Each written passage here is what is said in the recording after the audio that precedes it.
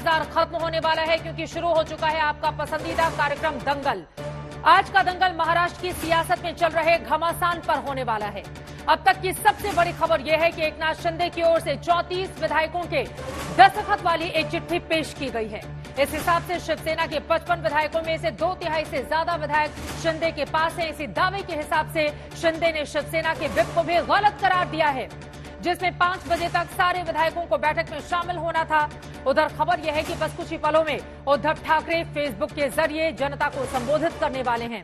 इन तमाम सियासी हलचल और सभी पक्षों के दावों को लेकर हम बड़ी चर्चा करने वाले हैं, लेकिन उसके पहले एक रिपोर्ट दिखाते हैं आपको कि ये खेल सूरत से गुवाहाटी तक कैसे चल रहा है।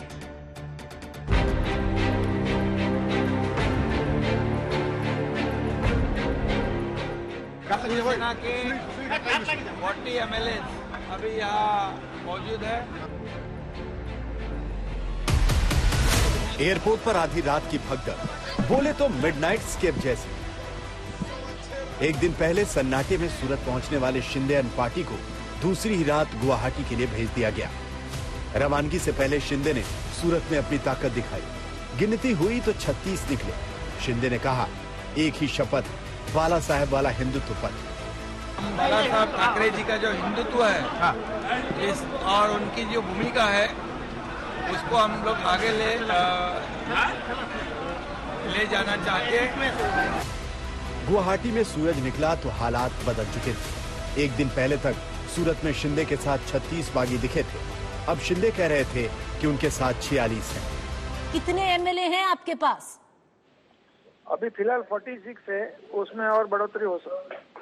सर 46 एमएलए की आप बात कर रहे हैं, इसमें से शिवसेना के कितने एमएलए हैं आपके पास? टोटल शिवसेना के और सहयोगी दल के हैं। और अगर हम शिवसेना की बात करें कि आपके पास 37 है शिवसेना के? हाँ, उससे ज्यादा है। शिंदे ने तो 34 विधायकों के दस्तखत वाली चिट्ठी दिखाकर ये दावा तक कर डाला कि शिवसेना की असली ताकत अब उनके साथ है, न कि उद्धव के साथ। शिंदे के दावे का मतलब था कि महाविकास अघाड़ी के पास सिर्फ शिवसेना के 20 विधायक, एनसीपी के 53, कांग्रेस के 44 और अन्य के 10 विधायक हो सकते हैं। दूसरी तरफ शिंदे गुट के 35 शिवसेना विधायक, बीजेपी के 106 विधायक और अन्य 7 विधायकों की संख्या हो सकती है। हालांकि शिवसेना ने शाम 5 बजे तक अल्टीमेटम देकर बैठक में नहीं आने वाले विधायकों की पार्टी सदस्यता खत्म करने की धमकी दी है। उधर शिंदे की शर्तों को देखते हुए शिवसेना से उनका समझौता मुश्किल लग रहा है। तब आगे क्या बचता है? एक तरफ घटनाक्रम के हिसाब से महाराष्ट्र में उद्धव की सरकार वेंटिलेटर पर है। अब संभावनाएं क्या है? पहली संभावना है कि उद्धव इस्तीफा दें, विधानसभा भंग करने की सिफारिश कर दें और राज्यपाल उसे मंजूर कर दें। गेम खत्म। दूसरी संभावना है कि राज्यपाल कहें कि सरकार अल्पमत में है, पहले फ्लोर टेस्ट करो और सरकार अल्पमत में आने पर बहुमत का दावा करने वाले पक्ष को सरकार बनाने के लिए आमंत्रित करें। वैसे भी कांग्रेस हो या एनसीपी, कोई नहीं चाहता कि विधानसभा भंग हो। ऐसे में दूसरी संभावना बढ़ती जा रही, लेकिन बीजेपी किसी जल्दबाजी में नहीं। शिवसेना के हम जिन्हें सर्वज्ञानी कहते हैं, उनको बहुत ज्ञान है। वो संजय राउत जी, इन्होंने एक ट्वीट किया और उसमें लिखा है कि ये सरकार जो है ये बर्खास्त होने जा रही है। तो ये जो मार्ग है, ये जो दिशा है, वो खुद उन्होंने ही दिखाई है इस सरकार को। यहाँ तक लाने में उनका सबसे बड़ा सहयोग है और उन्हीं की वजह से आज ये हालत उनके पार्टी पे या सरकार पे आई है। महाराष्ट्र का सियासी तापमान देखते हुए बीजेपी नेताओं और दफ्तरों पर हमले भी शुरू हो चुके हैं। उसे देखते हुए शिवसेना काफी धमकी दे रही है, कभी हॉर्स ट्रेडिंग का आरोप लगा रही। अब तक शिवसैनिकों का गुस्सा फूट नहीं पड़ा है। उद्धव जी ने और पार्टी के सभी नेताओं ने जो संदेश दिया है कि संयम रखिए, लोग वापस आ जाएंगे। मैं होटल से 12 बजे निकला हूँ, रास्ते पे 3 बजे खड़ा था, लेकिन 100-200 पुलिस मेरे पीछे थे। मैं कोई वाहन आया तो वाहन में मैं बैठना चाहता था, लेकिन कोई वाहन में मेरे को बैठने नहीं देते थे। बाद में 100-150 पुलिस ने उठा के मेरे को हॉस्पिटल में लेके गए और वहाँ ऐसा एक नाटक रचा है कि मेरे को अटैक आ गया और ऐसा संदेश ही दिया। लेकिन अटैक आने का कारण बता के कुछ तो भी मेरे बॉडी पे प्रक्रिया करना चाहते थे, यानी मेरा घात करना चाहते थे। विधायकों की खरीद फरोख्त और अगवा धमकी के सियासी आरोपों के बीच एक खुलासा ये भी हुआ है कि गुवाहाटी में पिछले हफ्ते ही होटल बुक करा दिया गया था। जबकि शिंदे बार बार दावा कर रहे हैं कि किसी दूसरे दल से उनकी कोई बातचीत नहीं हो रही। मुंबई से मौसमी सिंह, गुवाहाटी से अनुपम मिश्रा के साथ साहिल जोशी, आज तक। इन सब के बीच बड़ी खबर आपको दे दें, कुछ ही देर में उद्धव ठाकरे फेसबुक लाइव के जरिए अपनी जनता को संबोधित करने वाले हैं। वो क्या कहेंगे, इसी पर सभी की निगाह टिकी हुई है। बड़ी खबर इस वक्त की उद्धव ठाकरे का ये संबोधन अपने आप में बहुत कुछ बयां करेगा। बस कुछ ही देर में फेसबुक के जरिए संवाद करने वाले हैं उद्धव ठाकरे। मौजूदा सियासी हालात पर वो बातचीत करेंगे। लेकिन अब आगे बढ़ते हुए आपको हम दिखाने जा रहे हैं महाराष्ट्र संकट की 6 संभावनाएं क्या हो सकती हैं, यानी कि आगे आने वाला वक्त किन किन संभावनाओं को लेकर बढ़ सकता है। एक एक करके आपको जानकारी दे देते हैं। सबसे पहले आपको दिखा रहे हैं बीजेपी क्या लाएगी अविश्वास प्रस्ताव, 35 बागियों के साथ शिंदे क्या करेंगे, ये बड़ा सवाल इस वक्त कायम है, क्योंकि बार बार शिंदे की ओर से इसी बारे में दावा किया जा रहा है। संभावना नंबर 2, बीजेपी का अविश्वास प्रस्ताव, विप तोड़ेंगे बागी। क्या ऐसा होगा, शिंदे के साथ ही विप तोड़ेंगे, महाराष्ट्र विकास अघाड़ी के खिलाफ क्या वोट करेंगे। संभावना नंबर 3 क्या कहती है, उसके बारे में भी जान लीजिए। बागी विधायकों का इस्तीफा होगा, शिंदे 37 विधायक जुटाने में अगर नाकाम हो जाते हैं तो इस तरह का सूरत हाल अगर यहां पर बनता है। अगली संभावना, चौथी संभावना के बारे में भी जल्दी से, बीजेपी के समर्थन से क्या सीएम बनेंगे शिंदे, 37 विधायकों के साथ दल बदल से बचेंगे। अगर पूरे के पूरे 37 शिवसेना के विधायक उनके साथ आते हैं तो क्या बीजेपी उनको बनाएगी मुख्यमंत्री, बड़ा सवाल है। अगली संभावना नंबर 5, शिंदे की बगावत क्या फेल हो जाएगी, 37 नहीं जुटा सकेंगे, दल बदल के फिर शिकार हो जाएंगे। और अगली छठी संभावना भी आपको दिखा देते हैं, राष्ट्रपति शासन लागू होने की स्थिति भी क्या बन सकती है। महाराष्ट्र के भीतर राजनीतिक अस्थिरता पर राज्यपाल की रिपोर्ट पर ही सब कुछ निर्भर करेगा। तो महाराष्ट्र संकट की 6 संभावनाएं क्या है, इसके बारे में हमने दे दी आपको जानकारी। लेकिन एक बार फिर से आपको बताते चले, अब से कुछ ही देर में उद्धव ठाकरे फेसबुक लाइव के जरिए महाराष्ट्र की जनता को संबोधित करने वाले हैं। उस संबोधन में उनकी ओर से क्या बड़ी बातें कही जाती हैं, ये देखना रहेगा महत्वपूर्ण। कई ऐसे सवाल हैं जिनको लेकर अब दंगल में चर्चा में हम आगे बढ़ेंगे। खास मेहमान जुड़ चुके हैं, उनका परिचय आपसे करवा देती हूं। इस वक्त हमारे साथ आनंद दुबे जी जुड़ चुके हैं, शिवसेना के नेता हमारे साथ लाइव मौजूद हैं। सीमा मलिक, लीडर एनसीपी के, इस वक्त हमारे साथ जुड़ चुकी हैं। अजय आलोक जी, पॉलिटिकल एनालिस्ट के तौर पर इस वक्त हमारे साथ मौजूद हैं। सुजाता पांडे, आरएसएस की जानकार, पॉलिटिकल एनालिस्ट के तौर पर हमारे साथ हैं। और रवि श्रीवास्तव जो कि पॉलिटिकल एनालिस्ट हैं, वो कांग्रेस पार्टी का समर्थन करते हैं, वो भी हमारे साथ इस वक्त जुड़े हुए हैं। लेकिन सबसे पहले आपसे ही आनंद दुबे जी शुरुआत करते हुए, ये तो खेला हो गया है उल्टा आप लोगों के साथ, कैसे बचेगी सरकार? चित्रा जी नमस्कार। देखिए, राजनीति में लोग महत्वाकांक्षा रखते हैं, लेकिन अति महत्वाकांक्षा किसे कहते हैं, एकनाथ शिंदे बखूबी दिखा रहे हैं। कल से आज के बीच में 10 बार हमारे नेताओं की और उनकी बात हो रही है। कल आदरणीय मुख्यमंत्री जी ने स्वयं बात किया, आदरणीय मुख्यमंत्री जी की धर्मपत्नी जी ने बात किया। मुख्यमंत्री जी ने यहां तक कहा कि एकनाथ जी, अगर आपको मुख्यमंत्री भी बनना हो या कोई सर्वोच्च पद भी चाहिए तो आइए, बैठकर बात करेंगे। बड़े से बड़े विवाद का मसला बातचीत से हल होता है। लेकिन एकनाथ शिंदे टस से मस होने का नाम नहीं ले रहे हैं, क्योंकि अति महत्वाकांक्षा में है इस समय, क्योंकि उनके पीछे खेल तो कोई और उन्हें खिला रहा है। आप उनकी सारी महत्वाकांक्षा को पूरा कर देना चाहते हैं और आप कह रहे हैं कि अति महत्वाकांक्षा के वो शिकार हो गए हैं।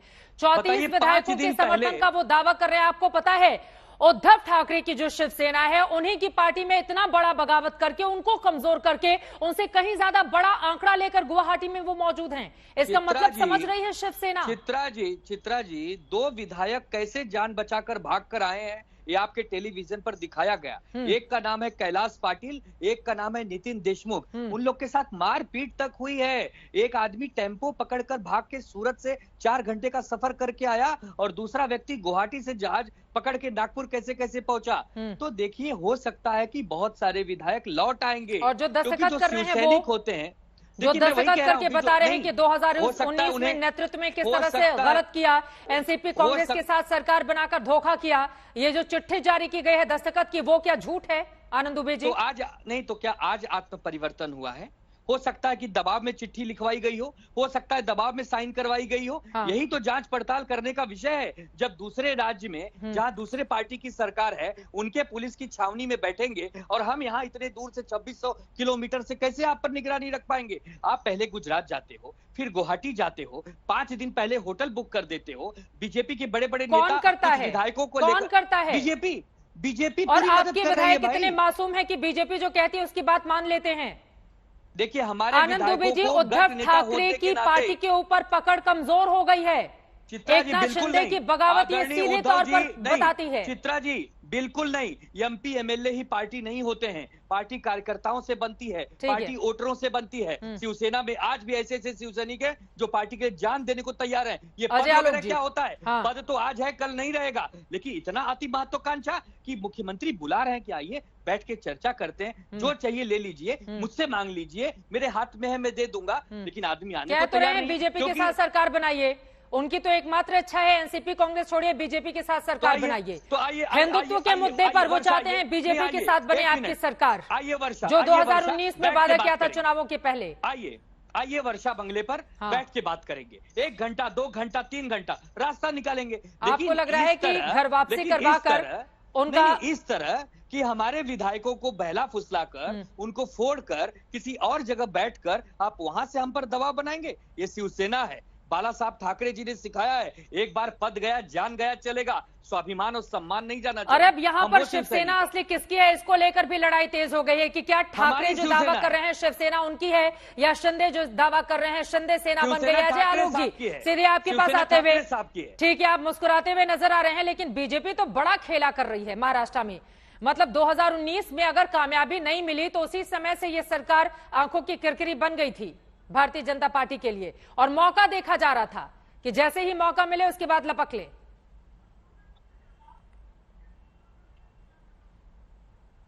नहीं, ये मौका की बात नहीं है चित्रा जी, ये तो सबको ही जानते हैं। राजनीति में अगर आप पे विपत्ति आएगी तो वो विपक्षियों की संपत्ति होती है। सवाल ये उठता है कि विपत्ति तो आपने खुद आने दी ना। आज अति महत्वाकांक्षा की बात कर रहे हैं आनंद जी, लेकिन यही परसों जब विधान परिषद का चुनाव हो रहा था, यही एकनाथ शिंदे उनको मुख्यमंत्री से मिलने तक नहीं दिया गया, कार में बैठे रहे। और आज मुख्यमंत्री हैं कि बोल रहे हैं कि आ जाइए वर्षा पे बैठ के बात कर लेंगे, मुख्यमंत्री तक बनाने को तैयार है। तो मुझे तो लगता है कि वर्षा में बहुत भीग लिए ये लोग, अब रेनकोट पहन चुके हैं। जब एक बार निकल गए तो मतलब मन बन चुका है। और मैं कल से बोल रहा हूं, ये काउंटडाउन शुरू हो चुका है। अंतिम प्रयास हो रहा है कि किसी तरह से नंबर्स बचें। वो होगा नहीं, अभी महागठबंधन की बैठक होगी, एक इमोशनल स्पीच होगा उद्धव ठाकरे का, उसके बाद महागठबंधन की बैठक होगी और इस्तीफा होगा और विधानसभा भंग करने की सिफारिश। आप कह रहे हैं इस्तीफा दे देंगे उद्धव ठाकरे अभी बैठक में? सबसे बड़े दल के नाते बीजेपी को मौका दिया जाएगा। आप कह रहे हैं इस्तीफा दे देंगे? मैं वही कह रहा हूं कि ये सब अब शुरू हो गया है, लेकिन ये इसलिए होता है हमेशा जब नेतृत्व दूरदर्शी नहीं होता है। राज्यसभा चुनाव हारने के बाद इनको समझ लेना चाहिए था कि कहीं ना कहीं हमारे में दिक्कत हो रही है। इन्होंने तब जाने दिया, संवाद की स्थिति नहीं थी विधायकों में, ये सारे लोग कह रहे हैं वहां पे। राज्यसभा के बाद विधान परिषद में भी वही हुआ। तो आपको जब अपनी पार्टी में अंदाजा नहीं है कि क्या हो रहा है, तो ये सब तो होना ही था। और बहुत सारी रवि श्रीवास्तव जी अब पश्चात होत, बिल्कुल, जब चिड़िया चुग गई खेत तब पश्चात होत क्या। अजय आलोक तो सही बातें कह रहे हैं। कई मीडिया रिपोर्ट्स बताते हैं कि उद्धव ठाकरे से जब समय मांगना चाहते थे विधायक मुलाकात के लिए, तो उनसे मुलाकात भी संभव नहीं हो पाती थी, बहुत सारी परेशानियां आती थी, यहां तक कि खुद शरद पवार की ओर से भी इंडिकेट किया गया था सब कुछ ठीक नहीं है, आप विधायकों से बातचीत कीजिए। तो अगर संवाद की कमी हो जाएगी तो फिर इस तरह का अपवाद सामने आ ही जाएगा। चित्रा जी 2 सेकंड में जवाब देता हूँ। ठीक है, आप बोल लीजिए, उसके बाद मैं रवि श्रीवास्तव जी आपका जवाब दूंगी। बोलिए आनंद दुबे। अजय आलोक जी ने कहा कि विधान परिषद वाले दिन एकनाथ शिंदे मुख्यमंत्री से मिल नहीं पाए। हाँ। मैं एक वीडियो अभी आपके इस चैनल पे भेजूंगा जिसमें जब मुख्यमंत्री जी अपने दालान में आए, सबसे पहले पूछे अरे एकनाथ शिंदे जी कहाँ हैं? नहीं अभी यहीं थे, यहीं कहीं होंगे, अभी बुलाते हैं। सबसे पहले मुख्यमंत्री जी ने पूछा कि मेरे एकनाथ शिंदे कहाँ हैं? एकनाथ शिंदे जी कोई छोटे नेता नहीं है, नंबर 2 के नेता हैं। सबसे महत्वपूर्ण मंत्रालय जो अर्बन डेवलपमेंट मिनिस्ट्री, शहरी विकास, जो हर मुख्यमंत्री विलासराव जी के समय से अपने पास रखता है, वो आदरणीय मुख्यमंत्री जी ने उन्हें दिया कि नहीं तुम मेरे भाई हो, छोटे हो और तुम इसको लीड कर देना। भाई ने बगावत, अब भाई की बगावत है, ये बागी हो गए हैं। तो भाई ने बगावत की है तो भाई को बगावत करने पे मजबूर करने वालों को क्षमता पर ही सवाल खड़े कर दिए हैं। नहीं आप जानते हैं 2019 में जो वादा था उसको ब्रेक किया है। हिंदुत्व एक ऐसा मुद्दा जिस पर आपने बीजेपी के साथ चुनाव लड़ा, लेकिन उसके बाद जाकर कुर्सी के लिए सरकार बना ली एनसीपी कांग्रेस के साथ। इसी बात को तो लेकर नाराज हैं वो। तो किसी की आंख में हम खटक रहे थे 2.5 साल से, वो मौका देख रहे थे, जो सबसे कमजोर कड़ी है उसको तोड़ दिया। उनको मालूम है कि यही मुश्किल। और इस वक्त एक बड़ी खबर आ रही है, मैं फौरन आपके पास आऊंगी। शाम 6 बजे शरद पवार से मुलाकात करेंगे उद्धव ठाकरे। बड़ी जानकारी इन सब के बीच कभी भी शुरू हो सकता है उनका जनता के नाम संबोधन। अपनी पार्टी के कार्यकर्ताओं को और जनता को संबोधित करेंगे। मौजूदा सियासी हालात पर बातचीत करेंगे उद्धव ठाकरे। जनता से संवाद के बाद शाम 6 बजे शरद पवार से मुलाकात होनी है। वहीं पवार की पार्टी ने, एनसीपी ने कल अपने तमाम एमएलए एमएनसी की, आपको बताते चले, बैठक बुलाई है। लेकिन इन सब के बीच बड़ा सियासी उलटफेर होता हुआ महाराष्ट्र में दिखाई दे रहा है। अब आगे सरकार कैसे बचेगी, क्योंकि 34 विधायकों के समर्थन की चिट्ठी जारी करने के बाद यही कम से कम साफ हो गया है कि उद्धव ठाकरे विधायकों के मामले में कमजोर स्थिति में है। ठीक 5 बजे बैठक शुरू होने वाली थी, 5:12 इस वक्त हो चुके हैं। कुछ ही देर में उनका फेसबुक लाइव शुरू होगा, जिसके जरिए वो इस बारे में संकेत देंगे कि आगे अब उनका कदम क्या होगा। क्या उद्धव ठाकरे देंगे इस्तीफा? क्या वो बीजेपी के साथ जाएंगे? क्या जो बातें बार बार एकनाथ शिंदे की ओर से कही जा रही है उसको वो मान लेंगे, या फिर उनको दिखा देंगे बाहर का रास्ता? विप को बदलकर एकनाथ शिंदे ने अपनी ताकत दिखा दी है। ऐसे में उद्धव ठाकरे के लिए बड़ी चुनौती पेश कर दी है, क्योंकि खुद को समानांतर उद्धव ठाकरे के लाकर खड़ा करने की कोशिश एकनाथ शिंदे की ओर से। रविश श्रीवास्तव जी, क्या होगा अब महाराष्ट्र की सियासत में आगे? देखिए, मैं पहले भी कह चुका हूं कि खून पानी से हमेशा भारी होता है। चाहे एकनाथ शिंदे कितना भी ये कहें कि वो हिंदुत्व वाले शिव सैनिक हैं, वो बाला साहेब के हिंदुत्व वाले शिव सैनिक हैं, तो ये जो दूसरी पार्टी एमबीए चल रही है वो क्या मुस्लिमत्व वाली पार्टी है? कौन सा हिंदुत्व स्पेशल है उनका? कौन सा उनका ब्रांडेड हिंदुत्व है जो यहाँ पे नहीं है? तो ये चीज जो है उनको 2.5 साल तक वो सोते रहे। 2.5 साल तक उन्हें हिंदुत्व दिखाई नहीं दिया।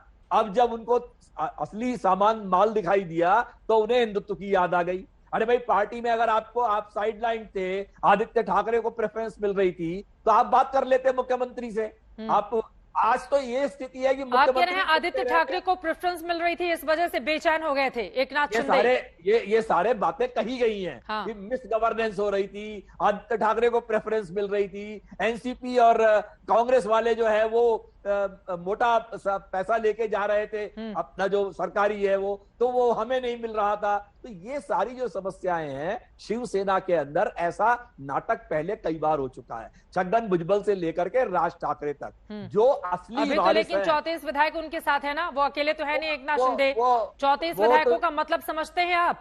इस वक्त उद्धव ठाकरे, जिन्होंने विप जारी करके 5 बजे तक विधायकों को बुलाया था, आप सोचिए कितनी बड़ी संकट की घड़ी है कि वो अपने विधायकों की परेड तक नहीं करवा पा रहे हैं मीडिया के सामने, नहीं बता पा रहे हैं महाराष्ट्र में कि उनके पास कितने विधायक उनके सपोर्ट में, उनके साथ, उनके घर पर खड़े हैं। इसका मतलब समझ रहे हैं आप रविश श्रीवास्तव जी? जितना समय निकलता जा रहा है उतना एकनाथ शिंदे का दावा कमजोर होता जा रहा है। ये बात आप लिख के रख लीजिए। ये समय जो जा रहा है, ये समय एकनाथ शिंदे को बराबर कमजोर करता जा रहा है। अभी ऐसे हालात के अंदर कुछ आप फैसला नहीं कर सकते। अभी उद्धव ठाकरे अपनी स्थिति को स्पष्ट करेंगे। और सबसे बड़ी बात यह है कि जो कांग्रेस और एनसीपी है, वो कंधे से कंधा मिला के उनके साथ खड़े हुए हैं और उनका कोई विधायक कहीं से कहीं नहीं जा रहा है। तो अभी शरद पवार है, शरद पवार ने 2.5 साल पहले जो जख्म दिया है बीजेपी को, तो आज बीजेपी कितना भी खर्चा करे उसके लिए, कितने भी होटल बुक करे, कितने भी चार्टर्ड प्लेन बुक करे, ये हालात जो है। मुख्यमंत्री उद्धव बाला साहब ठाकरे याचा जनतेशी संवाद भी शुरू होने वाला है, आप देख पा रहे हैं। बस कुछ ही देर में उनका संबोधन शुरू होने वाला है। कमलेश सुतार हमारे संवाददाता भी जुड़ चुके हैं हमारे साथ। इस वक्त राजनीतिक विश्लेषक सुजाता पांडे जी भी हमारे साथ आ चुके हैं। लेकिन कमलेश, सीधे आपका रुख करते हुए, कितने विधायकों की मौजूदगी है? 5 बजे का समय मुकर्रर किया गया था, कोई आंकड़ा सामने आ पाया है क्या? और संबोधन कितनी देर में शुरू हो जाएगा उद्धव ठाकरे जी का?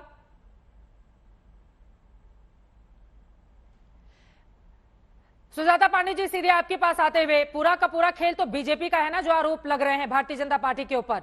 तो मतलब जो मकसद था और जो 2.5 साल पुराना जख्म था, उसको भरने का क्या वक्त आ गया है? लेकिन इसी के साथ जो बातें यहां पर रविश श्रीवास्तव ने भी कही हैं कि शरद पवार की ओर से 2.5 साल पहले बड़ा जख्म दिया गया था और अभी शरद पवार का पासा पलटना बाकी है, तो अभी से इतना खुश होने की जरूरत नहीं है।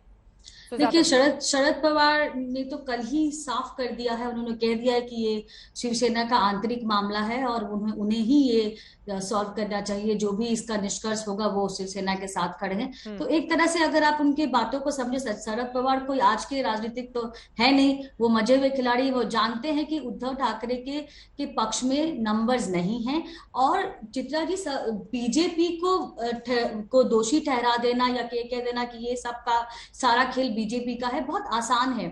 लेकिन कभी कभी अपने गिरेबान में भी झांक के देखना चाहिए। पहले गुवाहाटी में होटल बुक हो जाता है, नहीं, गुवाहाटी में होटल बुक हो जाता है, पर होटल में जाने वाले को पकड़ के तो नहीं लेके जाते। ये सारे के सारे जो ये जनता के चुने हुए प्रतिनिधि हैं, ये कोई छोटे 6 साल के 3 साल के बच्चे नहीं है कि जिनका हाथ पकड़ के लेके जाया जाए। और हमने तस्वीरें देखी, होटल के अंदर तो सभी बड़े आराम से उसमें अपना टाइम वेस्ट निकाल रहे थे, सब कुछ कर रहे थे, एयरपोर्ट पर जा रहे थे। लेकिन यहाँ एक चीज समझना बहुत जरूरी है चित्रा जी, कि यहाँ पे जो ये बातें ये क्यों हुआ, ये समझना बहुत जरूरी है। यहाँ पे कहना कि ये जिम्मेदार है, वो जिम्मेदार है, ऑपरेशन कमल है, ऑपरेशन ये है, ऑपरेशन वो है, बहुत आसान है। लेकिन एक बस 30 सेकेंड्स चित्रा, तो आइडियोलॉजिकल जो प्रॉब्लम्स थी, जो डिफरेंसेस थी, वो तो है ही थी इस महाविचित्र अगाड़ी में। यहाँ पे राजनीतिक व्यवस्था को भी समझना बहुत जरूरी है। आप एक बात समझिए कि अगर आज एकनाथ शिंदे नहीं होते तो कल तो कोई ना कोई कल का आता ही आता, चाहे वो चेहरा किसी का होता। लेकिन ये ठीक है, मैं लौटूंगी से ज्यादा पांडे जी, आपने जो सवाल खड़े किए हैं आनंद दुबे उसका जवाब देंगे। कमलेश सुतार हमारे संवाददाता मुंबई से जुड़ चुके हैं।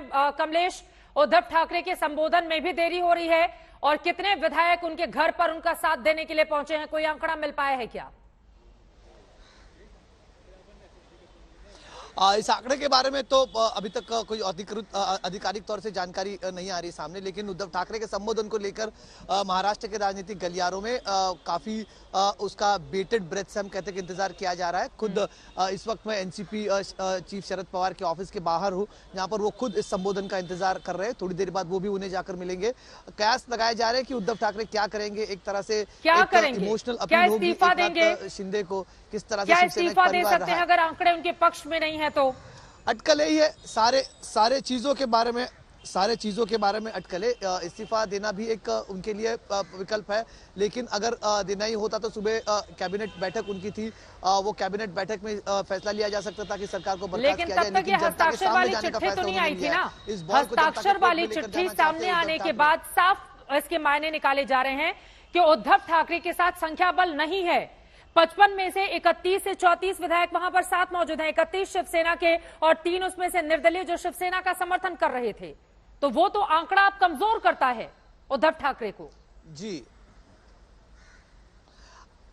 देखिए, अब ये मसला थोड़ा सा लीगल भी हो सकता है, इसको लेकर शिवसेना में भी रणनीति की जा रही है। लेकिन शिवसेना, जैसा मैंने कहा कि एक पार्टी, ये महज शिवसेना को सरकार बचाने का सवाल नहीं है। इस बार ये सरकार के खिलाफ बगावत नहीं है, पार्टी के अंदर बगावत है। पार्टी को बचाना है, क्योंकि पार्टी टूट गई। जिस तरह संजय राउत सुबह कह रहे थे कि पार्टी को बचाना है, सरकार तो आते जाती रहती है, क्योंकि ये उद्धव ठाकरे के नेतृत्व को लेकर सवाल है। मुख्यमंत्री उद्धव ठाकरे पर तो सवाल है ही, मुख्यमंत्री के खिलाफ बगावत है, सरकार के खिलाफ बगावत तो है ही, लेकिन पार्टी के अंदर बगावत है। और इस बार मतलब इससे पहले शिवसेना ने कभी बगावत देखी नहीं, ऐसी बात नहीं है। इससे पहले भी बड़ी बड़ी बगावत हो चुकी है, घर के अंदर बगावत हो चुकी है, लेकिन तब बाल ठाकरे खुद थे, बाल ठाकरे की मौजूदगी में ये सब बगावत हुई थी। और उस वक्त इस बार उद्धव ठाकरे मुख्यमंत्री हैं और मुख्यमंत्री को अपनी कुर्सी बचाने की चुनौती है। लेकिन क्या ये माना जाए कि दरअसल विधायकों के साथ संवाद स्थापित नहीं हो पा रहा है जो बागी हैं? यही कारण है कि फेसबुक लाइव का सहारा लेना पड़ रहा है कि वो लोग भी कम से कम फेसबुक लाइव के जरिए ही सही इनके दिल की, मन की, दुख की बात सुन लें। बिल्कुल बिल्कुल। और जिस तरह से मैं जानता हूँ, ये मेरा कयास है, जितने साल उद्धव ठाकरे को देखा है हमने, इतने उनके भाषण सुने हैं, ये एक स्पीच, एक इमोशनल अपील होगा, एक इमोशनल रीच आउट जिसे हम कह सकते हैं, एकनाथ शिंदे तक पहुंचने का, एकनाथ शिंदे के साथ बैठे विधायकों के पास पहुंचने का। देखिए, 2 तरह की स्ट्रैटेजी आ रही है। दोपहर को शिवसेना की तरफ से चीफ विप की तरफ से एक लेटर निकाला जाता है और कहा जाता है कि आप 5 बजे बैठक में नहीं आए तो आपको निष्कासित किया जाएगा, आपके खिलाफ कार्रवाई की जाएगी। दूसरी तरफ संजय राउत कहते हैं कि एकनाथ शिंदे हमारे भाई है, पार्टी छोड़ना उनके लिए भी बहुत दुखदायक होगा। और तीसरी तरफ अब उद्धव ठाकरे जो बात करेंगे और जो कयास लगाए जा रहे हैं कि इमोशनल अपील होगी, सारी स्ट्रैटेजी शिवसेना इस्तेमाल कर रही है। अपने भाते में जितने बाण है उसका इस्तेमाल शिवसेना करेगी। किस तरह से रीच आउट प्रोग्राम होगा, लेकिन निशाने पर लगता हुआ दिखाई नहीं दे रहा है कमलेश, ये भी बात सच है। देखिए, 5 बजे तक का वक्त दिया गया था कि मुख्यमंत्री आएंगे, जनता के साथ संबोधन करेंगे। 5:21 यानी कि तकरीबन अब 20 मिनट से ज्यादा, आधे घंटे हो ही जाएंगे थोड़ी देर में, लेकिन अब तक वो सामने नहीं आए हैं। तो क्या प्रिपेयर किया जा रहा है कि क्या उनका भाषण हो, किस तरह से इमोशनली वो अपने आप को सामने रखे, जनता से कनेक्ट करें?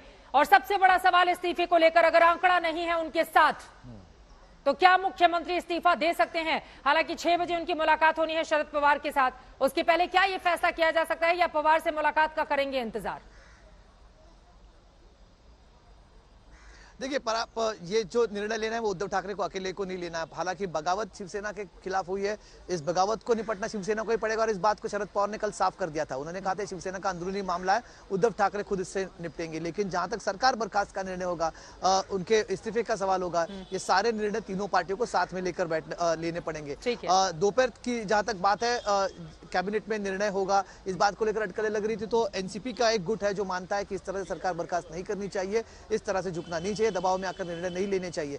शरद पवार भी क्या इसी राय के हैं, ये भी देखना होगा। पार्टी के विधायकों का तो ये मानना है फिर से चुनाव करने के पक्ष में फिलहाल कोई नहीं है, लेकिन तीनों पार्टियां इस बात को लेकर एकजुट होकर निर्णय लेती है। शिवसेना विधिमंडल के तौर पर टूट चुकी है, विधायकों का समर्थन खो चुकी है, लेकिन क्या पार्टी ग्राउंड पर साथ में, ये भी देखना पड़ेगा। इस बात को अगर पार्टी ग्राउंड पर साथ में भी है तो भी विधायकों का समर्थन आपको चाहिए होगा, क्योंकि विधानसभा के भीतर आपको ये साबित करना होगा कि कितने विधायकों का साथ आपके पास है।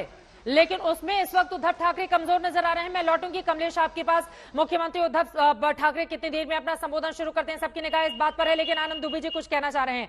आनंद दुबे जी, लेकिन एक बात तो बिल्कुल स्पष्ट है ना कि आंकड़ों का अंक गणित उद्धव ठाकरे के साथ नहीं है। इस बात को स्वीकार करने में क्या हिचक है, क्योंकि आंकड़े ही आपको सत्ता की कुर्सी पर पहुंचाते हैं और आंकड़े नहीं होने पर व्यक्ति एक वोट नहीं होने पर इस्तीफा हो जाता है केंद्र में। यहां पर तो 34 विधायक चले गए हैं उनके साथ। चित्रा जी, मैं आपकी बात से सहमत हूं कि आंकड़ों में हम कमजोर हैं, आंकड़े हमारे पास कम हैं, लेकिन मैं सबसे महत्वपूर्ण जरा सुजाता जी की बात का जवाब देना चाहता हूं, जो भारतीय जनता पार्टी को लेकर उन्होंने भी कहा है। देखिए, भारतीय जनता पार्टी इस पूरे प्रक्रिया से इतनी दूर है कि जब सूरत के ली मेरिडियन होटल में एकनाथ शिंदे विधायकों के साथ थे, तो संजय कुटे जो देवेंद्र फडणवीस के सबसे करीबी विधायक हैं, वो वहां 8 घंटा जाकर मीटिंग किए। बीजेपी इतनी दूर है कि 5 दिन पहले होटल बुक करके असम के मुख्यमंत्री इनसे मिलके कहते मेहमान आए हैं, हमारी जीएसटी बढ़ेगी। तो बीजेपी कितनी दूर है इन सब चीजों से। और सबसे महत्वपूर्ण हमारी एक विधायिका, ये तो सीधा सा सवाल है ना। नहीं, मेरे सवाल को सुनिए आनंद दुबे जी, सुनिए ना। अब आनंद दुबे तो नहीं चले जा रहे हैं बीजेपी के साथ। अगर आनंद दुबे के भीतर खुद होगा कि नहीं मैं संतुष्ट नहीं हूं और मुझे जाना चाहिए, तब कोई आपको लेकर जाएगा। और वो छोटे बच्चे तो है नहीं विधायक, जनता के बीच से चुने हुए नुमाइंदे हैं। ये कह देना कि बीजेपी बरगला रही है, उनको मासूम बनाकर लेकर कुछ भी करवा ले रही है, क्या इस बात को स्वीकार किया जा सकता है इतनी आसानी से? माने कि उनके पास नंबर्स नहीं है। बीजेपी अभी ये माने कि हाँ, हम पीछे षड्यंत्रकारी हैं, सारा खेल हम खेल रहे हैं, इनको हम आगे बढ़ा रहे हैं, इनको हम आगे लेके जा रहे हैं, शिवसेना को तोड़ने में अहम भूमिका हम निभा रहे हैं। बीजेपी मान ले, बात खत्म हो जाएगी। एक तरफ बीजेपी मान नहीं रही है, एक तरफ बीजेपी के मान लेने से क्या बच जाएगी आपकी सरकार? बीजेपी मान लेगी बच जाएगी आपकी सरकार? हमें सरकार बनी रहे, बिगड़ जाए, उससे कोई मतलब नहीं है। 56 साल की जिंदगी में, हमारे पार्टी के 56 साल की जिंदगी में केवल 12 साल हम सत्ता में थे, उसके अलावा हम हमेशा विपक्ष में रहे। मुख्यमंत्री तो आपकी पहली बार बने ना, ठाकरे परिवार से मुख्यमंत्री तो पहली बार बनाना, और समझ रहे हैं इसका मतलब उद्धव ठाकरे के खिलाफ बगावत करना 34 विधायकों का। अब वो आंकड़ा बढ़ भी सकता है। सुजाता जी जल्दी से आप अपनी बात कहिए, उसके बाद मैं फौरन आपके पास आऊंगी। शायद ये भूल रहे हैं कि बीजेपी को ब्लेम करने से, बीजेपी को कटघरे में खड़े होने से उनकी पार्टी का कुछ भी नहीं होने वाला, सरकार नहीं बचने वाली, पहली बात। दूसरी चीज, दुबे जी जो आप आके टीवी पे कल से कहे जा रहे हैं कि सरकार नहीं गिरने वाली, अभी कह रहे सरकार गिर रही है, उनका दोष है, इनका दोष है। आपने एक बात सोचा, जो आपके नेता जो एनसीपी और कांग्रेस के खिलाफ बोल के, जो जनता का वोट लेके अपने लिए और एनसीपी के खिलाफ लेके वो मैंडेट के विपरीत जाके आप लोगों ने सरकार बनाई, कल को टिकट वितरण होता तो वो नेता किस मुंह से उस जनता के पास जाते जिस जनता से उन्होंने एनसीपी और कांग्रेस के खिलाफ वोट मांगा था? आज आप यहाँ पे पार्टी की तरफदारी कर रहे हैं और सत्ता को बताने की बात कर रहे हैं। ठीक है, जल्दी से 2 लाइन आनंद दुबे आप जवाब दीजिए। अजय आलोक जी कुछ कहना चाह रहे हैं, जल्दी से। ठीक है, खतरे में है आत्मज्ञान आज हुआ है जब सुबह 4 बजे अजीत पवार जी के साथ देवेंद्र जी ने सरकार बनाई, तब आपको नहीं समझ में आया कि किसको पीठ में छुरा भोंकना कहते हैं, और क्या नैतिकता, क्या प्रामाणिकता। अरे बाप रे बाप, मतलब इतना बड़ा जो हमारे साथ आपने वादा किया था 2.5 साल का, उसको तोड़ देते हो, उसको तोड़ देते हो। 2014 में भी हम और आप अकेले लड़े थे। हमको उस समय 63 सीटें मिली थी। हम कोई कमजोर नहीं है, हम कोई चपरासी नहीं है, हम कोई आपके पिछलग्गू नहीं है, हम स्वयं एक पार्टी है, हम खुद की ताकत रखते हैं। और इस वक्त एक और बड़ी खबर आ रही है, मैं फौरन लौट रही हूं आपके पास। दुबे जी, आदित्य ठाकरे ने बागी विधायक से की है बातचीत, ये बड़ी खबर सामने आ रही है। वहीं 7 बजे प्रेस कॉन्फ्रेंस कर सकते हैं एकनाथ शिंदे। आदित्य ठाकरे ने एक बागी विधायक से बातचीत की है, मनाने की कोशिश लगातार जारी है। आदित्य ठाकरे ने योगेश कदम से बातचीत की है। आदित्य ठाकरे उद्धव सरकार में मंत्री हैं, उनके बेटे भी हैं। आदित्य ठाकरे ने बाकी विधायक से बातचीत कर उन्हें मनाने की कोशिश की है, लेकिन क्या उनकी ये कोशिश कामयाब होगी, ये बड़ा सवाल बना हुआ है। कमलेश सुतार हमारे संवाददाता जुड़े हुए हैं। कमलेश, योगेश कदम कौन है, कहां है, आदित्य ठाकरे ने उनसे क्या बातचीत की है, क्या जानकारी मिली है? देखिए, योगेश कदम रायगढ़ जिले के एक कॉन्स्टिट्यूएंसी से विधायक है और योगेश कदम ये शिवसेना के पूर्व नेता और उद्धव ठाकरे के एक जमाने में करीबी माने जाने वाले रामदास कदम के बेटे हैं। रामदास कदम एक जमाने में नेता प्रतिपक्ष हुआ करते थे शिवसेना की तरफ से। उनके पास ये जिम्मेदारी तब दी गई थी जब नारायण राणे पार्टी छोड़कर गए थे और कोंकण में नारायण राणे को कोई कद्दावर नेता चैलेंज करने वाला हो, ऐसे वक्त पे उन पर जिम्मेदारी दी गई थी। हालांकि एक बात का जिक्र यहाँ पर करना चाहूंगा, महज कुछ ही महीनों पहले योगेश कदम के पिताजी यानी रामदास कदम ने पार्टी के आला नेता और उद्धव ठाकरे के सबसे करीबी अनिल परब के खिलाफ एक बड़ी प्रेस कॉन्फ्रेंस की थी और किस तरह से अनिल परब पार्टी को गुमराह कर रहे हैं और एनसीपी के इशारों पर कैसे पार्टी चल रही है, ये आरोप योगेश कदम के पिता रामदास। एक और बड़ी खबर इस वक्त सामने आ रही है, शाम 7 बजे प्रेस कॉन्फ्रेंस कर सकते हैं एकनाथ शिंदे।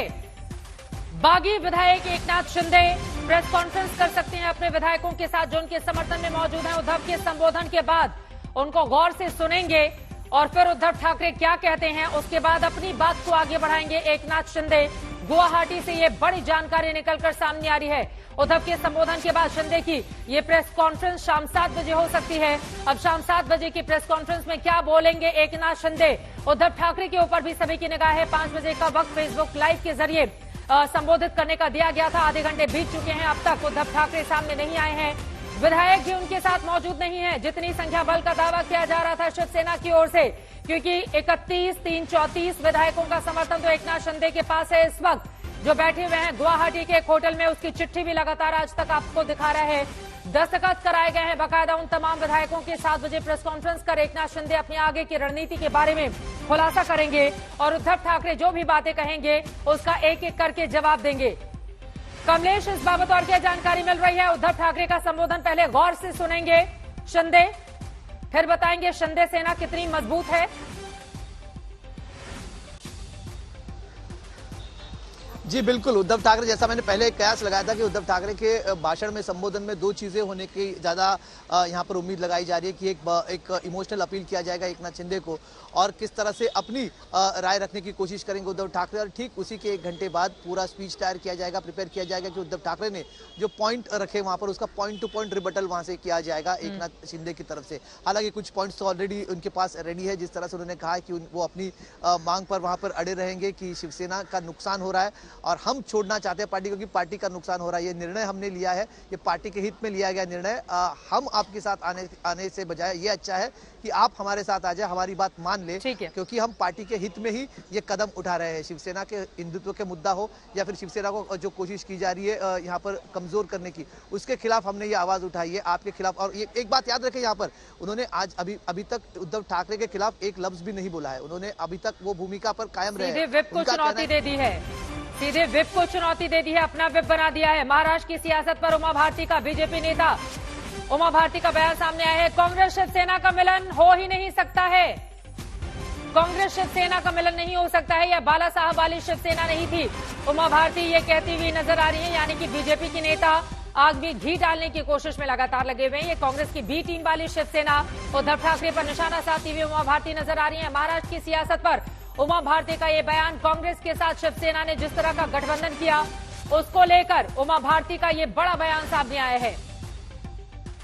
आनंद दुबे जी, उमा भारती कह रही हैं कि कांग्रेस शिवसेना का मिलन तो कभी हो ही नहीं सकता, ये बाला साहब ठाकरे वाली शिवसेना थी ही नहीं। इस पर जल्दी से जवाब अजय आलोक जी, इसके बाद मैं फौरन आपके पास आऊंगी। देखिए, उमा भारती जी बीजेपी की एक वरिष्ठ नेता है, मैं उनका सम्मान करता हूं। इसी जमाने में राम मंदिर आंदोलन में बढ़ चढ़कर उन्होंने हिस्सा लिया था। बाला साहब जी उनको बहुत मानते थे।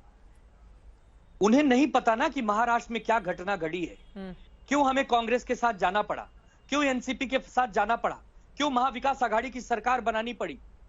जिस व्यक्ति को उंगली पकड़कर महाराष्ट्र में हमने चलना सिखाया, उन्होंने कहा कि तुम हमारे बड़े भाई हो, हमें जरा पोषण दे दो, हमें ताकतवर बना दो।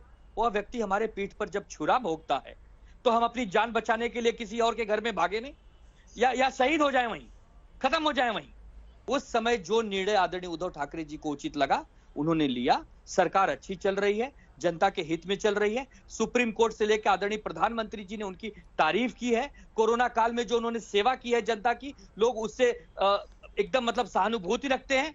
ऐसे व्यक्ति के खिलाफ, ऐसे पार्टी के खिलाफ बीजेपी के बड़े बड़े नेता आग में घी क्या पूरा का पूरा उसमें बाल्टा ही डाल देना चाहते हैं। इन्हीं सब चीजों से दुख होता है। आप इमोशनल भी हो रहे हैं और आपकी ये उदासी बता रही है कि बहुत मुश्किल है अब आगे की घड़ी शिवसेना के लिए। लेकिन सवाल बड़ा यह है कि बीजेपी के साथ मिलकर अगर आप चुनाव में जाते हैं और चुनाव के बाद आप किसी और के साथ सरकार बना लेते हैं, तो ये इमोशंस वहां पर कहां गायब थे, ये भी बड़ा सवाल है। क्योंकि उसके ठीक पहले जनता से आपने वादा क्या किया था कि इसके साथ सरकार बनाएंगे, और बाद में फिर हमने वादा किया था बीजेपी के साथ शुरू हो जाता है। लेकिन पहले बीजेपी ने बनाई, पहले बीजेपी एनसीपी के साथ गई, तब हमारे पास खोने के मतलब हम क्या करते उस समय, हमारा तो सब कुछ लुट जाता उस समय। आप बार बार भावुक भी हो रहे हैं आनंद दुबे जी, आप कह रहे हैं कि आपके पास ऑप्शन नहीं था। बिल्कुल ऑप्शन नहीं था चित्रा जी। उस समय जो रणनीति उचित लगी उस पर काम किया गया और वो सक्सेसफुल रहा। वही टीस कहीं न कहीं बीजेपी के मन में है और उसी दिन से बीजेपी हमारी सरकार गिराना चाहती है, बार बार कोशिश करती है, असफल होती है। लेकिन मैं आज आपको बता देता हूं कि इस बार याचना नहीं, अब रण होगा, युद्ध बड़ा भीषण होगा। अजय आलोक जी, वो जब भावुक हो रहे थे तो आप मुस्कुरा रहे थे।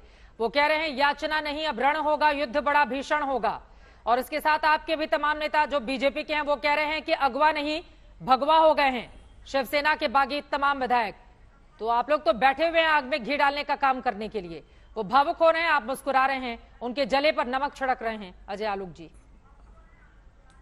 अरे देखिए चित्रा जी, मैं उनके इस बयान पे मुस्कुरा रहा था कि उमा भारती जी ने जब कहा कि ये बी टीम है, असली शिवसेना कांग्रेस के साथ जा ही नहीं सकती है, तो जो वो एक्सप्लेनेशन दे रहे थे तो मुझे लगा कि उमा भारती जी ठीक कह रही है।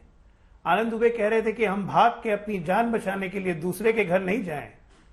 ये बाला साहेब ठाकरे की शिवसेना जान बचाने के लिए दूसरे के घर कब से जाने लगी, ये तो मैंने नहीं देखा। मैं भी महाराष्ट्र में पढ़ा हूं, देखा हूं क्या तेवर थे शिवसेना के, क्या तेवर होते हैं। बहरहाल मैं आपको एक बात ये कह देना चाहूंगा कि आज का संबोधन निश्चित तौर पे ये सरकार बचाने के लिए संबोधन नहीं है, ये शिवसेना पार्टी को बचाने की संबोधन है, जिसको एकनाथ शिंदे ने उन्होंने अपना आधिपत्य किया है इनके विप को ठुकरा कर। ये जनता को संबोधन है कि जिससे जनता को ये अपील कर सकें कि शिवसेना उनकी है।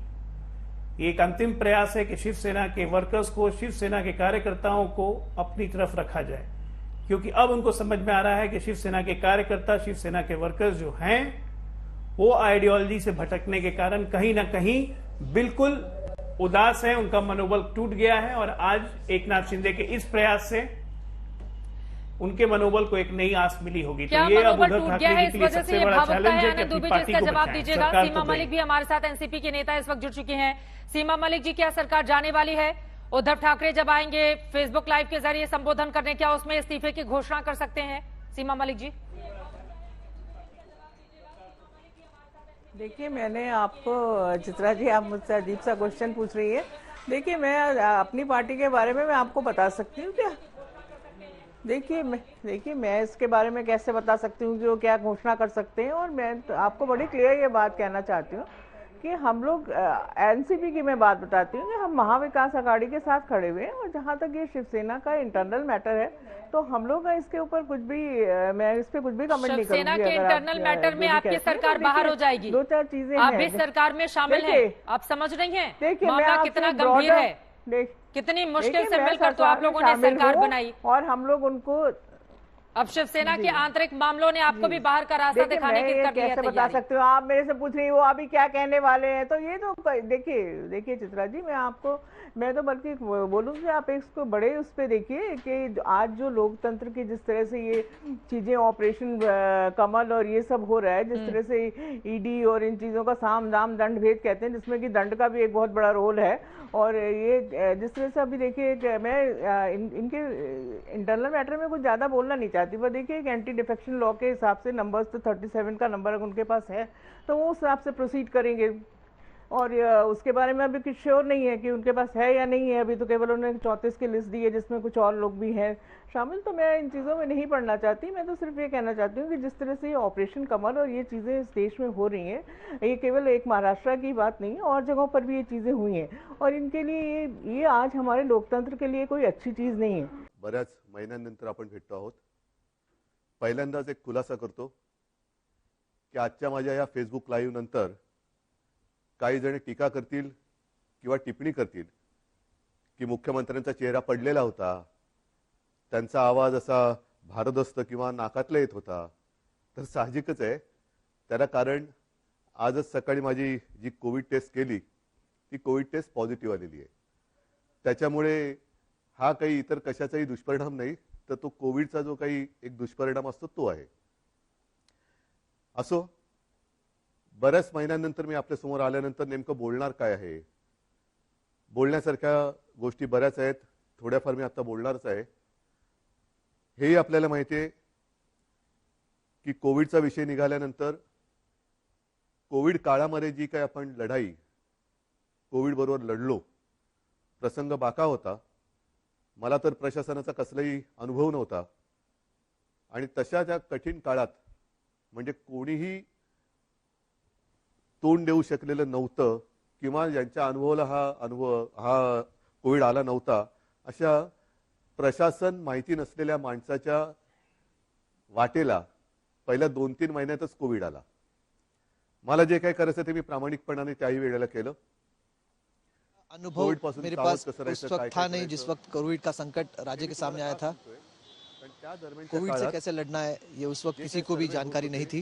त्या सर्वे मध्ये देशातील सर्वोत्तम 5 टॉप मुख्यमंत्र्यांमध्ये तुमच्या सगळ्यांच्या मेहनतीमुळे आणि जो भी सर्वे किए जा रहे थे उस वक्त देश के टॉप 5 मुख्यमंत्रियों में आप सबके आशीर्वाद से साहजिकच आहे महाराष्ट्र के मुख्यमंत्री को यह बहुमान मिला था। विषय कोविड हा जरी असला तरी तो विषय मी घेऊन तुमच्या समोर आलेलो नाहीये। मी आलेलो आहे काही वेगळे मुद्दे घेऊन, जे काही मुद्दे गेल्या काही दिवसांपासून जो है वो कोविड के बारे में नहीं है, कोई अलग मुद्दे लेकर मैं आपके सामने आया हूँ। शिवसेना आहे, ही शिवसेना बाळासाहेबांची आहे का? पिछले कुछ दिनों से शिवसेनेने हिंदुत्व सोडलं आहे का? मग ही शिवसेना नेमकं कोण चालवतंय? मीडिया के माध्यम से कोई चीजें सामने आ रही है, शिवसेना बाला साहब की शिवसेना है या नहीं, शिवसेना ने हिंदुत्व छोड़ा है क्या, काही दिवसांपूर्वी मुख्यमंत्री मिलते ही नहीं, ये सब सवाल उठाए जा रहे हैं। माझी शस्त्रक्रिया झाली होती, तो अनुभव काय होता, त्या अनुभवाचं पिछले कुछ दिनों में मैं मिल नहीं रहा था, ये बात सच है, लेकिन उस वक्त 2-3 महीने मेरा बड़ा ऑपरेशन हुआ था, ये बात सच है। मी कोणालाही भेटणं शक्य उस ऑपरेशन के बाद में उसके ऑपरेशन के बाद में जो अगले 2-3 महीने थे वो मेरे लिए काफी मुश्किल भरे थे। पण त्याच्यानंतर मी आता और इसलिए सुरुवात केलेली आहे, जी मैं लोगों से मिल नहीं पा रहा था, ये मुद्दा बिल्कुल सही है, म्हणजे काम काही होत, लेकिन उसके बाद मैंने लोगों को मिलना शुरू किया है, लोगों के काम करना शुरू किया है। ही हॉस्पिटलमध्ये बाजूच्या खोलीतनं अशीच ऑनलाईन केली होती आणि त्याच्यानंतर काम हे अव्यवहारपणे सुरू आहे। शिवसेना म्हणाल बीमारी के बाद में मेरी सबसे पहले कैबिनेट मीटिंग हॉस्पिटल के रूम के बाहर से की थी। गुंफलेले जोडलेले हे शब्द आहेत। शिवसेना कदापि हिंदुत्वापासून आणि हिंदुत्व कदापि शिवसेनेपासून दूर होऊ शकत नाही, कारण शिवसेना प्रमुखांनी जो एक कानमंत्र दिलेला आहे, शिवसेना और हिंदुत्व एक ही सिक्के के दो बाजू है और वो दोनों कभी एक दूसरे से अलग नहीं किए जा सकते। आदित्य एकनाथ शिंदे त्याच्याबरोबर आपले काही ये बात बाला साहब ने भी कही है, मंत्री हे अयोध्येला जाऊन आले। पिछले कुछ दिनों से एकनाथ शिंदे हिंदुत्वासाठी काय काय के साथ में हम सब लोग एकनाथ शिंदे के साथ में कई सारे विधायक सांसद अयोध्या गए थे, हिंदुत्व के मुद्दे को लेकर ही गए थे। हिंदुत्व के लिए किसने क्या किया है ये सब जानते हैं। मग नेमकं झालंय काय, ही शिवसेना कोणाची आहे? हिंदुत्व के बारे में असं आरोप करतायत विधिमंडल की में फ्लोर पे बात करने वाला शायद मैं पहला मुख्यमंत्री रहा हूंगा। की आता काय बाळासाहेबांची शिवसेना राहिली नाही, ठीक आहे ना, बाळासाहेबांची शिवसेना आणि आताच्या कुछ लोग ये बात करते हैं या फिर दिखाने की कोशिश करते हैं कि बाला साहब की शिवसेना नहीं रही। शिवसेना ही बाळासाहेबांच्या विचारापासून दूर जात चाललेली आहे। त्यावेळेला जे विचार बाला होते साहब की शिवसेना में और आज की शिवसेना में ऐसा कौन सा फर्क है? म्हणजे आपल्यातून बाळासाहेब 2012 साली गेले, उनके जो विचार थे वही आगे लेकर जाने का काम हम कर रहे हैं। आताही हिंदूच आहोत, उद्याही हिंदूच राहणार आहोत। मुद्दा 2012 में अतोच राहणार आहे। बाला साहब की मृत्यु के बाद में हमने 2014 का चुनाव अपने बलबूते पर लड़ा था और हिंदुत्व के मुद्दे पर ही लड़ा था। प्रतिकूल परिस्थितीत 63 आमदार निवडून आणले आणि ते 63 आमदार आल्यानंतर त्यातले काही नंतर जे मंत्री झाले ती सुद्धा उस शिवसेना वक्त बाळासाहेबांच्या भी नंतर हमने कठिन परिस्थिति में चुनाव लड़ा था। आतापर्यंतची वाटचाल वो उस वक्त प्रतिकूल परिस्थितियों में चुनाव लड़ते हुए भी हमने 63 हमारे विधायक चुनकर आए थे, उनमें से कुछ मंत्री भी बने थे। शिवसेनेतले सहकारी आहेत। म्हणजेच काय की पहिल्या प्रथम शिवसेना हिंदुत्व, शिवसेना कोणाची, शिवसेनेने हिंदुत्व सोडले का, शिवसेना बाळासाहेबांची राहिली नाही का, मग आम्हाला ती बाळासाहेबांची शिवसेना पाहिजे। मग मधल्या काळामध्ये जे काय सगळं मिळालं ते बाळासाहेबांनंतरच्या शिवसेनेने दिलं, हे मी म्हणेन कृपा करून लक्षात ठेवा। मग आता मुद्दा काय आहे?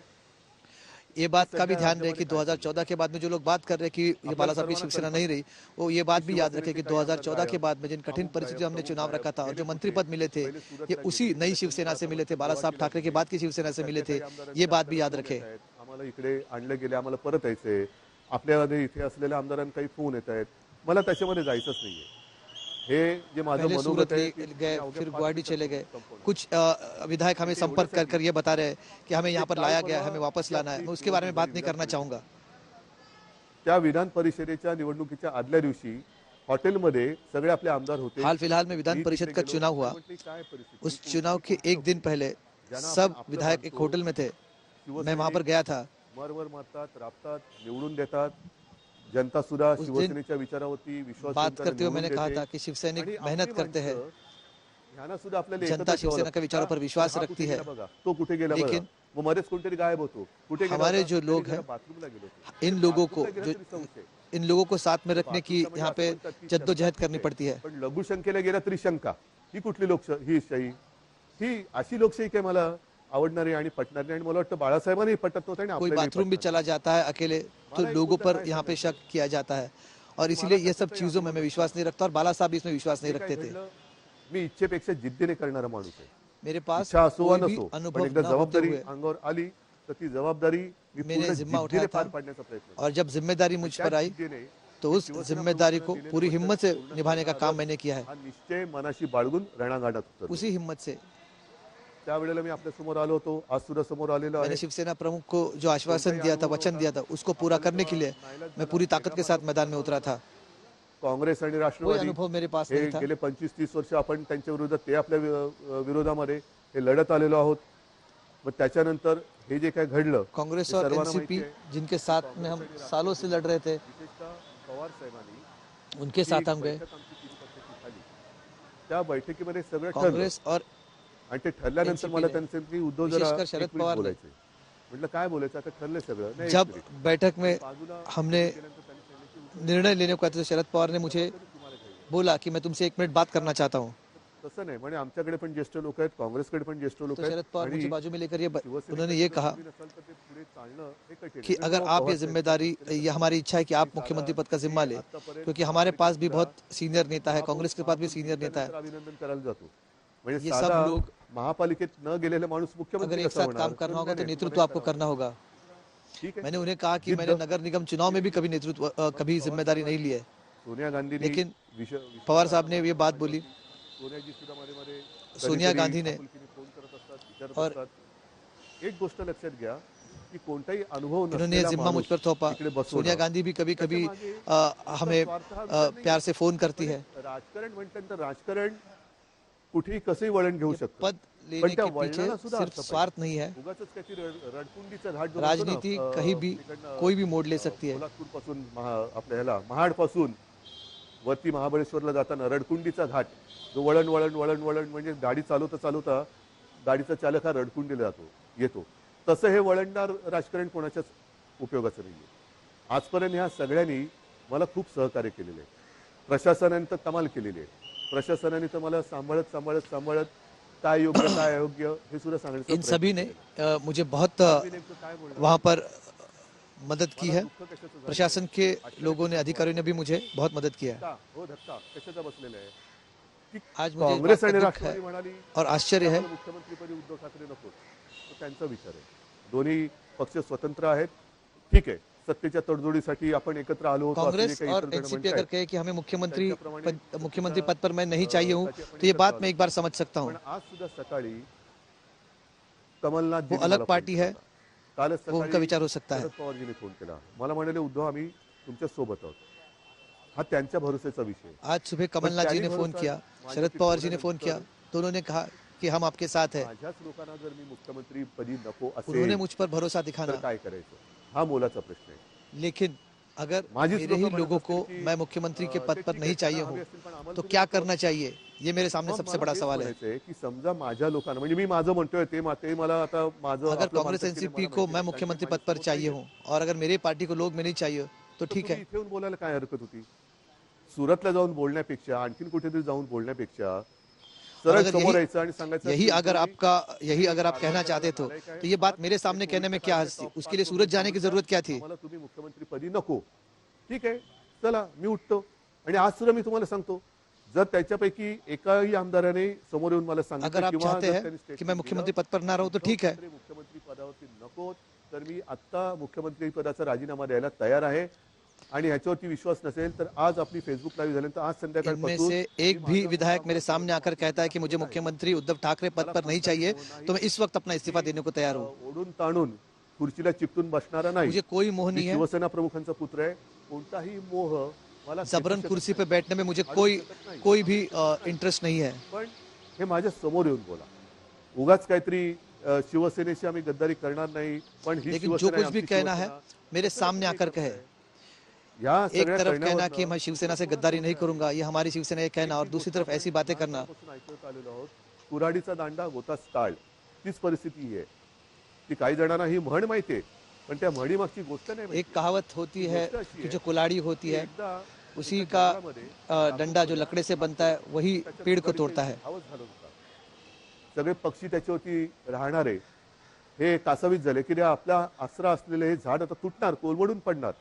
पण त्याहीपेक्षा हे घाव घालत असताना या झाडाला वेदना किती होत असतील, म्हणून ते पक्षी त्या झाडाशी बोलायला लागले. आपल्याला निसर्गाची भाषा येत नाही, पण निसर्ग एकमेकाच्या भाषेत बोलत असेल तर पक्षी त्याच्याशी बोलायला लागले झाडाला की दादा तुला खूप दुखत असेल ना रे, खूप वेदना होत असतील ना रे, की तुझ्यावरती हे कुऱ्हाडीचे घाव पडतायत. झाडाने काय उत्तर द्यावं की मला वेदना होत आहेत, दुःख होतंय, पण ते घाव पडतायत म्हणून होत नाहीये. तर हा लाकूड तोड्या ज्या कुऱ्हाडीने घाव घालतोय त्या कुऱ्हाडीचं लाकूड हे माझ्या फांदीचं लाकूड आहे, त्याच्या मला वेदना जास्त होत आहेत, त्याच्या वेदना जास्त होत आहेत. हेच आज चाललेलं आहे. कुऱ्हाडीचा दांडा हा आपला जे गोतास काळ, म्हणजे आपली जी राजकारणातली जन्मदात्री आहे शिवसेना आहे, तिच्यावरती तिचंच लाकूड वापरून घाव कोणी घालू नका. या समोर बसा, मी देतो राजीनामा. चला, मी तुमच्या हातामध्ये आज शिवसेना जो इनकी जन्मदात्री है उसी का इस्तेमाल करके आज मैं अपना इस्तीफा तैयार करके रखता हूं. जो विधायक चाहते हैं कि मैं इस्तीफा दूं वो मेरे सामने आए, मेरे इस्तीफे की मांग करें, मैं उनके हाथ में अपना इस्तीफे का पत्र दे दूंगा, अपना त्याग पत्र दे दूंगा. मी यायला तयार आहे. म्हणून मी पुन्हा एकदा सांगतोय की ही कुठेही आगतिकपणा नाही, हा कुठेही अगदी लाचारीचा प्रसंग नाही किंवा मजबुरी तर अजिबात नाहीये. कारण आजपर्यंत अशी अनेक आव्हानं बिनसत्तेची आपण पेललेत. हे काय मोठं आव्हान? ये मेरी मजबूरी नहीं है. ऐसे बहुत सारी चुनौतियां सामने आई है और उसका हमने सामना किया है. शिवसेना प्रमुखांनी जोडून दिलेला सारा शिवसैनिक आहे. तोपर्यंत मी कोणत्याही संकटाला भीत नाही. मी आव्हानाला सामोरा जाणारा माणूस आहे. त्याच्यामुळे कोणतेही आव्हान जब तक मेरे साथ शिवसैनिक है, शिवसेना कार्यकर्ता है, मैं किसी भी चुनौतियों से डरूंगा नहीं, डरता नहीं, और किसी भी चुनौती को अपनी पीठ नहीं दिखाऊंगा. तरी शिवसेना बाळासाहेबांची शिवसेना आज मेरी शिवसैनिकों से अपील है. माझ्याकडे उत्तर आहे. जो आरोप लगाए जाते हैं कि बाला साहब की शिवसेना नहीं है, उसके लिए भी मेरे पास एक जवाब है. नेतृत्व करायला नालायक आहे, जिन शिवसैनिकों को लगता है कि मैं शिवसेना का नेतृत्व करने के पात्र नहीं हूं, विरोधक तो नाही, मैं नाहीतर असे फडतूस लोकं मैं खूप शिवसेना आहेत. का पक्ष प्रमुख त्यांच्या पद छोड़ने के लिए भी तैयार हूं. काय ते ट्रेंडिंग ट्रोलिंग ट्विटर फिटर ह्याच्यासाठी मी काय त्यांना मी बांधलेलं नाहीये, मी माझ्या शिवसैनिकाला बांधलेलं आहे. आणि शिवसैनिक सुद्धा या भानगडीत पडणार नाहीये, कारण तो सोशल मीडिया पर ट्रोल होते हैं, उनको मैं कीमत नहीं देता. दोन्ही पद सोडायला तयार आहे, पण मी मुख्यमंत्री पद सोडल्यानंतर संकटों से जूझने वाला शिवसैनिक को अगर वो कहते हैं कि उन्हें मैं नहीं चाहता, आनंदाने मानतो, पण त्याही पलीकडे जाऊन तो मैं पद छोड़ने को तैयार हूँ. और मेरे पद छोड़ने के बाद कोई शिवसैनिक मुख्यमंत्री बनता है तो मुझे इस बात का आनंद होगा. मुख्यमंत्री नको, दुसरा कोणी चालेल, चला तेही मला मान्य आहे, पण एकदा मला समोर येऊन सांगा. हे इकडून तिकडून नाही, आमचं उद्धव ठाकरे मुख्यमंत्री के पद पर नहीं चाहिए, तसं कोई और चलेगा, ये भी कोई मुझे बताया, मैं उसके लिए भी राजी हूँ, लेकिन मेरे सामने आकर ये बात की जाए. एकदा ठरवूया, तुम्ही या किंवा तिकडनं फोन करा आणि सांगा की तुमचं आम्ही फेसबुक लाईव्ह पाहिलं, चॅनलच्या माध्यमातून पाहिलं, फेसबुकच्या माध्यमातून पाहिलं, आम्हाला तिकडे. अगर आप ये फेसबुक लाइव देख रहे हो, आप ये देखें और मुझे बताएं कि हमने आपका फेसबुक लाइव देखा, सामने आकर मुझे बात बताए और कहे कि आप मुख्यमंत्री पद पर ना रहे. अगर संकोच है तो फोन पर बात करें, लेकिन बताएं कि आप मुझे मुख्यमंत्री पद पर नहीं देखना चाहते. बांधवांनो आणि भगिनीनो, एकच सांगेन, शेवटी पद येत असतात, पद जात असतात. इसी वक्त मैं मुख्यमंत्री पद छोड़ने को तैयार हूँ, लेकिन आप सामने आकर बात करें. जे तुम्ही काही काम करता त्याच्यानंतर जनतेची प्रतिक्रिया काय असते, ही आयुष्याची कमाई असते. आणि या 2.5 वर्षामध्ये जे प्रेम तुम्ही मला दिलं, कुठे झाली हो आपली भेट? पण ह्याच माध्यमातून मी तुमच्याशी बोलत आलो. आणि अनेक जणांनी मला सांगितलं की उद्धवजी, तुम्ही बोलताना आमच्या कुटुंबातला एक माणूस आमच्याशी बोलतोय असं वाटतं. हे भाग्य मला नाही वाटत ह्याच्यापेक्षा आणखीन काय असू शकेल. ज्यांची ओळख पाळत नाही, पिछले 2.5 साल में अगदी मुंबईत राहिले तरी जो प्यार मुझे मिला है, असाही भाग ये भाग्य शायद ही किसी को मिला होगा. जेव्हा मी तुमच्याशी बोलतोय तेव्हा तुम्ही आमच्या कुटुंबातले वाटतात. हीच तर आयुष्याची कमाई आहे. आणि आयुष्याची कमाई माझ्यासाठी तरी भरपूर आहे. मुख्यमंत्री पद हे तेव्हा अनपेक्षितपणाने आलं. आता सुद्धा मी याला जीवन की कमाई है. जर तुम्ही सांगाल मुख्यमंत्री पाय उतर तयार आहे, पद हे माझं नाटक नाही, मेरे पास अनएक्सपेक्टेडली आया था. अगर आप चाहते हो तो मैं अभी इसे छोड़ने को तैयार हूँ. मला काय म्हणायचंय की तुम्ही संख्या किती कोणाकडे आहे हा गौण आहे विषय माझ्याकडे. शेवटी ही जी काही लोकशाही आहे, त्या लोकशाहीमध्ये संख्या किसके पास है, ये विषय गौण है. मग ती तुम्ही संख्या कशी जमवता? प्रेमाने जमवता, जोर जबरदस्तीने धमक्या दटावण्या देऊन जमवता, हे नगण्य असतं. गणतंत्र में पण समोर संख्या जिसके पास है वो जीतता है, लेकिन वो संख्या आप किस तरह से जमा करते हो, इससे भी महत्व होता है. मला मी ज्यांना माझे मानतो त्यांच्यापैकी किती जण तिकडे गेलेत, किती जण माझ्या विरुद्ध मतदान करतील, नाही. एकाने जरी माझ्या विरुद्ध मतदान केलं तरी ते माझ्यासाठी लाजिरवाणी गोष्ट आहे. आणि म्हणून मला एकही मत माझ्यावरती त्यांना अविश्वास. जितने लोग वहां पर जा चुके हैं, जो विधायक जा चुके हैं, उनमें से एक भी मेरे खिलाफ वोट करेगा कि वो मुझे मुख्यमंत्री पद के तौर पर नहीं देखना चाहते, वो भी मेरे लिए काफी शर्मनाक होगा. बस याच्यावर आणखीन काय सांगू.